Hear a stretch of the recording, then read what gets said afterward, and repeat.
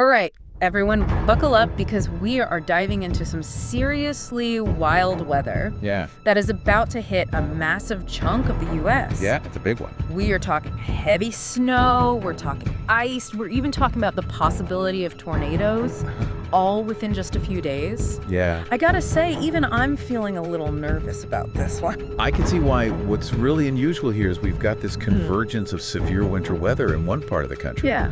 And the possibility of tornadoes in another. Crazy, right? Yeah, it's not something you see every day. And to make it even more interesting, there's this Arctic blast following right behind it all, bringing some seriously cold temperatures. Yeah, this is definitely not your average snow day, folks. You know. We're looking at travel disruptions, we're looking at power outages, and some real dangers if you're not prepared. So we're not just like making this up, right? No, not at all. We're basing this all on... We've got this detailed weather forecast video that just came out, so it's really up to the minute. So let's unpack this a little bit. Yeah. This storm seems particularly tricky to predict. It is. So what advice would you give to somebody who's trying to make a plan with all this uncertainty? Yeah, that's a great question. Yeah. I think the key here is to be prepared for a range of possibilities. Okay. You know, this storm could hit in 3 major phases. We've got first treacherous ice starting as early as Saturday, January 4th. Okay. Then on Sunday, we've got the heavy snow, potential blizzard conditions hitting a huge swath of the country. Got it. And finally, by Monday, the storm shifts east. Okay. But its exact track will determine whether some areas get hit with heavy snow or a lot of ice. So Saturday is treacherous ice. Sunday is the big snow day. Yep. And by Monday, it's all eyes on the East Coast. Exactly. Okay, got it. So speaking of snow, we're hearing some pretty big numbers being thrown around for potential snowfall totals. Yeah, we are. What are we looking at? Well, a widespread area from Kansas to Illinois could be looking at 5 to 13 inches of snow. Okay. And that's just an average. Some areas might see well over that, potentially exceeding 13, 15 inches. Wow. There's even a chance that isolated pockets could get up to 2 feet of snow. 2 feet? It's possible. All right, so you're hearing different totals from different models? Right. I'll admit, I always struggle to figure out which forecast model to trust. You have a favorite? Well, you know, the GFS, the Global Forecast System model. Okay. It tends to be a little more aggressive in its predictions. Okay. Whereas the European model is often seen as more conservative. Okay. They both take into account tons of data. Yeah. But they process the information a little bit differently. Yeah. So it's not really about one being right or wrong. It's about understanding that weather, especially something this complex, it's inherently uncertain. So the key takeaway here is be prepared Right. for a range of possibilities. It could be on the lower end, but it's wise to prepare for the higher end, just in case. Absolutely. And this is where understanding the potential for an ice storm comes in, especially on Sunday and Monday. Yeah. Because even a small amount of ice can really bring down tree limbs and power lines. We're talking areas from Kansas City to southern Illinois and Kentucky, potentially seeing over a 1/4 inch of ice accumulation. Wow. And maybe even more. And you mentioned past ice storms. Yeah. Are there any lessons from those events that we haven't learned from? Well, there have been many significant ice storms throughout history. Yeah. The 1998 ice storm in the northeastern U.S. and southeastern Canada left millions without power, some for weeks. More recently, the February 2021 winter storm in Texas exposed vulnerabilities in power grids during extreme weather. Yeah. So we've had a few wake-up calls. So this isn't just about staying warm and cozy inside. No. We need to be prepared for potential long-term disruptions. Exactly. Thinking about those power outages, I'm also wondering about this severe weather threat brewing down south. Right. It's pretty unusual. It is. To have such a significant severe weather threat alongside a major winter storm. Yeah, it's like the atmosphere can't decide what kind of chaos it wants to unleash. Right. The Storm Prediction Center has already issued a risk of severe weather for Sunday in the lower Mississippi Valley and what meteorologists call Dixie Alley. Right. That's that area from Texas to Alabama that's prone to severe weather. Yeah, it's a volatile situation. Oh, yeah. Damaging winds are a primary concern, but we're also looking at the possibility of large hail and even isolated strong tornadoes. Wow. So while folks up north are battling snow and ice, Yep. those in the south need to be prepared for a completely different set of threats. Right. This storm is hitting on so many levels, it's almost like It is. well, it's almost like a giant refrigerator door swinging open and letting all that cold air spill out. That's actually a pretty good analogy. Really? Yeah, what we're seeing is this southward dip in the jet stream, allowing frigid Arctic air to flow down from Canada. Okay. And this is going to plunge temperatures 30, 40 degrees below average across the Midwest and Ohio Valley, Wow. with the coldest days expected around January 7th and 8th. So after the snow and ice comes the deep freeze. Right. How long might this deep freeze last? Well, it's not unusual to have cold snaps in winter, Right. but this one is notable for its intensity and its potential duration. Okay. Current forecasts suggest it could last for several days, possibly even into the following week. Wow. Some areas could even see temperatures drop to 10, 20 degrees below zero. That's going to feel like the Arctic. It is. Okay, so we've got snow, ice, tornadoes, and a deep freeze all in the mix. Is there anything else we need to worry about? Well, there's one more thing. Uh-oh. There's a chance for another round of winter weather in the southern plains around January 8th, 10th. What? The jet stream's position suggests a chance of snow and freezing rain in Texas, Louisiana, and that Dixie Alley region again. Hold on. So areas that aren't used to getting a lot of snow and ice might be facing another round of winter weather right on the heels of this first system. That's the potential scenario we're monitoring. Wow. Okay, so just to recap, we have a major winter storm with heavy snow and ice, a severe weather threat in the south, Right. and a deep freeze impacting much of the country with the possibility of another round of winter weather in the south right after that. It's a lot. It is a lot. It certainly is. It really underscores how unpredictable weather can be. It does. And why it's so important to be prepared for a range of possibilities. Absolutely. All right, before we get into the specifics of what people can do to prepare for all of this, I think we could all use a moment to catch our breath. Good idea. Let's dive deeper into those preparedness strategies after a quick word from our sponsor. Sounds good. All right, so let's shift gears a little bit and talk about what you can do to prepare for this multifaceted weather event, because we're dealing with so many different things: snow, ice, potential power outages, Right. and those frigid temperatures. Right. It's important to have a really solid plan. Okay, that makes total sense, but where do we even begin? It feels like a lot. Yeah, no, it's a lot to think about. Let's break it down step by step. Okay. First and foremost, stay informed. Keep an eye on the latest weather forecasts Yeah. from reputable sources, and pay attention to any watches or warnings Okay. issued for your area.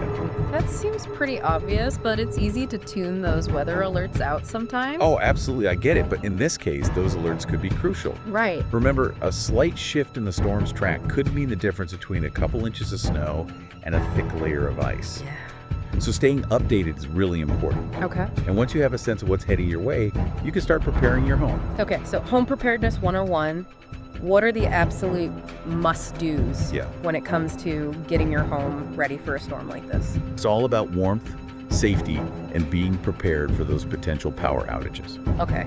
First, make sure your heating system is working properly Okay. and that you have extra blankets and warm clothing on hand. Gotcha. Then think about alternative heating sources. Do you have a fireplace, a safe space heater? Okay. Just remember to use them properly All right. to avoid any fire hazards. Warmth, safety, backup heating. Got it. Exactly. What else should we be thinking about?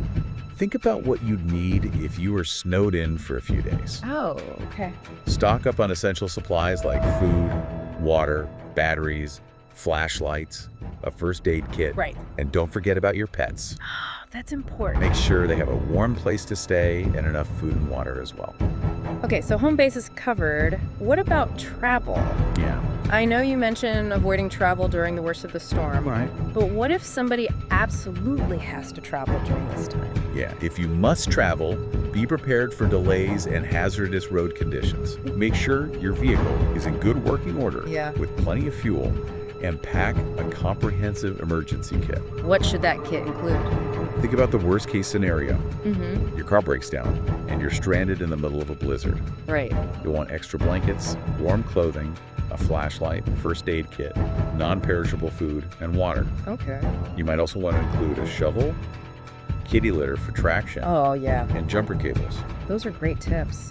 Yeah. It's easy to forget how quickly things can go wrong in a storm like this. Absolutely. And speaking of things going wrong, let's talk more about those potential power outages. Okay. We've touched on it a little bit, but what else can people do to prepare beyond having blankets and flashlights? What if someone relies on electricity for medical devices? Right. Or has other specific needs? That's a really good point. Not everyone can just ride out a power outage easily. Right. If you rely on electricity for medical equipment, talk to your doctor or healthcare provider about backup plans. Yeah. It's crucial to have a system in place. Okay. And think about communication as well. Right. If cell towers are down, how will you stay in touch with loved ones? So having a landline phone could be a lifesaver in this situation. Exactly. Landlines often still work even when the power is out. Okay. You might also consider a weather radio, which can provide emergency alerts and updates even if you don't have internet access.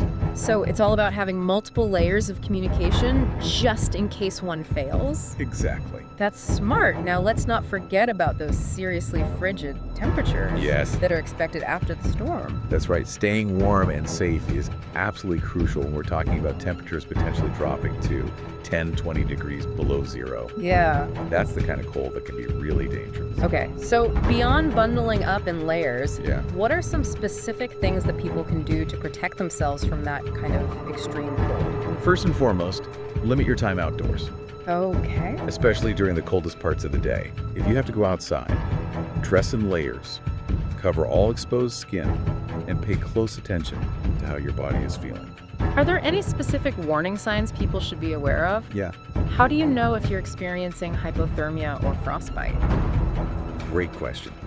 Shivering, confusion, slurred speech, and loss of coordination are all warning signs of hypothermia. Okay.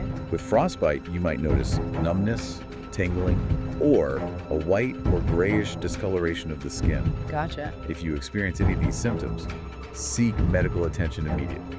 It sounds like the key is to be proactive and not wait until it's too late. Exactly. Prevention is key. Right. Staying warm, dry, and well-nourished will help your body better withstand the cold. Okay, that makes sense. We've covered a lot of ground in terms of preparing for snow and ice and power outages and extreme cold. Right. But I want to circle back to the potential second wave of winter weather in the southern plains that you mentioned. It's definitely worth talking about. Those areas just aren't used to dealing with snow and ice. So even a small amount can cause major disruptions. So even if snow and ice are rare in their region, people should still have a plan just in case. Absolutely. Think about it this way. Okay. What would you need if you were stuck at home for a few days with snow and ice on the ground? Would you have enough warm clothing? Do you know how to drive safely in those conditions? Would you be able to stay warm if you lost power? Those are all really important questions, and it reminds me of something you mentioned earlier, the idea of community support. Yes, checking on your neighbors, especially those who are elderly or vulnerable, is a great way to help. Yeah. Offering assistance with snow removal, sharing resources, Right. even just providing a friendly face can make a huge difference. It's all about coming together as a community and Yeah. supporting each other through these kinds of challenges. Exactly. And remember, even small acts of kindness can go a long way in helping people feel safer and more connected during times of uncertainty. Okay, so we've covered a lot of practical tips for preparing for this storm. We have. But I want to take a step back for a moment and talk about the bigger picture. Okay. You mentioned the idea of adaptation and resilience in the face of more extreme weather events. Yeah. What are your thoughts on that? That's a crucial conversation to have. As we see these patterns of more intense storms, heat waves, and other extreme weather events, it's clear that we need to rethink how we're living with and responding to a changing climate. Yeah. We need to adapt our infrastructure, Right. our preparedness strategies, Yeah. and even our mindsets. So it's not just about reacting to the storm at hand, but Right. thinking about the long term Exactly. and how we can build more resilient communities that are better equipped to handle these kinds of challenges. Exactly. It's about building a future where we're not just surviving these events, Yeah. but thriving in spite of them. I like that. And that involves thinking critically about everything, our infrastructure, our energy systems, our building codes, even our social safety nets. It's a challenge for sure, but also an opportunity Yeah. to rethink how we live, how we build, and how we care for each other. Absolutely. As we wrap up this deep dive into this particular storm, Yeah. I'm wondering, what if we took this same level of preparedness Right. and applied it to the bigger challenge of climate change? It's a powerful question. What could we achieve Yeah. if we tackled that with the same urgency and resourcefulness? It's not just about weathering this one storm, Right. but about building a future where we're better prepared for whatever Mother Nature throws our way. What choices can we make in our own lives Oh. that align with that vision of a more sustainable, adaptable world? That's a great question. It might seem like a small thing, Yeah. but those individual actions multiplied across millions of people can create a powerful force for change. Exactly. And those choices start with awareness. With conversations like this, with recognizing that these extreme weather events are not isolated incidents, but part of a larger pattern Right. that demands our attention and our action. So to our listeners, as you're getting ready for this storm, stocking up on supplies, checking your weather apps, making sure your snowblower is working, Yeah. take a moment to consider that bigger picture as well. Yeah. What role can you play in building a more resilient future for yourself, your community, and the planet? Stay safe, stay warm, and stay curious. Yes. Until next time, keep diving deep. It really is incredible to think about. We can prepare for a single storm, but how do we prepare for something as big and complex as climate change? It feels almost overwhelming sometimes. It's true, the scale of climate change can feel daunting, but I think there's also a sense of hope and possibility in recognizing that we have the power to make a difference. Okay. Even small changes in our individual lives can add up to something significant. I like that it's not about feeling helpless, but about finding those small things we can control and doing them. Exactly, and those actions can take many forms. It could be something as simple as reducing your energy consumption at home, Okay. choosing more sustainable transportation options, or supporting businesses that prioritize environmental responsibility. Those are great examples. It's about making conscious choices that align with our values. And it's also about using our voices to advocate for larger scale change. All right. We can support policies that promote clean energy, invest in resilient infrastructure, and protect vulnerable communities from the impacts of climate change. So it's a combination of individual action and collective effort. Yeah. We need both to create real change. Absolutely. It's about recognizing that we're all interconnected, and the choices we make today will shape the world we live in tomorrow. Yeah. And that's what makes these conversations so important. Right. The more we talk about these issues, the more we share information and ideas, the more we can inspire each other to take action. So as we wrap up this deep dive into this wild winter weather event, I want to leave our listeners with a sense of empowerment. We've talked a lot about the challenges, but we've also talked about the opportunities. It's easy to feel overwhelmed by the scale of climate change, but it's important to remember that we're not powerless. Right. We can make a difference both in how we prepare for individual storms and in how we collectively address the bigger challenge of climate change. So to all of our listeners out there, stay safe, stay warm, and stay hopeful. We're all in this together. Absolutely.